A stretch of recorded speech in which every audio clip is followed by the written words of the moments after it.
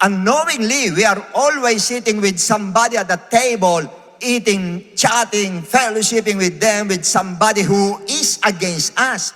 Nakaupo ka doon sa table na yon na hindi mo alam, may kasama ka doon against sa'yo, meron sama na loob sa'yo, at ganun din may envy sa'yo, may jealousy sa'yo, at someone na sabihin natin silently mad at you, pero kasama mo, tumatawa siya, nakikisa sa'yo, pero nando doon po at meron laman ng heart.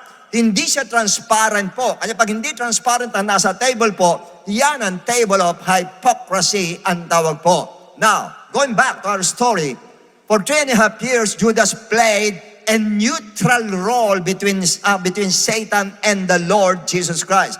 Nag-neutral po siya.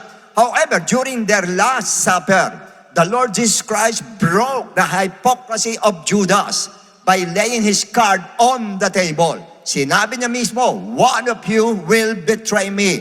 Isa sa inyo ay magkakanulo sa akin. Then all of the disciples were surprised. Lahat sila, nagulat sila. They're wondering why, Lord. They know themselves na sila po ay matapat sila sa Lord. At sabihin natin, gumagawa sila maigi for the kingdom of God, na talagang hardworking sila sa kingdom of God. And all of a sudden, ang Lord biglang magtatanong ng sabihin natin parang offensive question ng ating Lord. Kaya ang sagot nila, Lord, is it I? Ang sagot yung iba.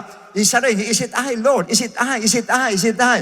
Yung 11 lahat na nagtanong. Ang nagtataka sila, is it I? Ako ba, Lord? Ako ba, Lord? Ako ba, Lord? Lahat sila nagtanong ng ganon. And surprisingly, even Judas nagtanong pa din. Matthew 26, 22, 26. Ganyan po mga Judas, kunyari lang. And they were exceedingly sorrowful. Each one of them began to say to him, Lord, is it I? Next verse. And he answered and said, he who dipped his hand with me. Sa Tagalog kasi ipagsaw-saw ko eh. Dito po hindi, parehas sila sabay. With me in the dish will betray me.